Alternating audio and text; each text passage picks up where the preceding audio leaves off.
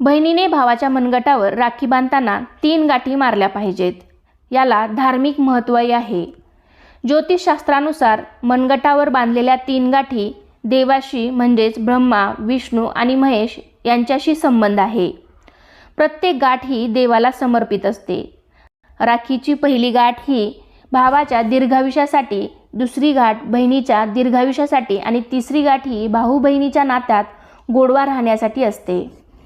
भावाच्या उजव्या हाताच्या मनगटावर राखी बांधली जाते. त्यामागे आध्यात्मिक आणि शास्त्रीय अशी दोन्ही कारणं आहेत. शरीराची उजवी बाजू पवित्र असते आणि सकारात्मक ऊर्जा राखण्यासाठी ती महत्त्वाची आहे. म्हणूनच धार्मिक कार्यातील सर्व कामे उजव्या हाताने केली जातात. शरीराच्या उजव्या बाजूला नियंत्रण देखील अधिक असते. उजव्या हाताला वर्तमान जीवनातील कर्माचा हात देखील मानला जातो. म्हणून उजव्या हाताने केलेले दान आणि धर्म ईश्वर स्वीकारतो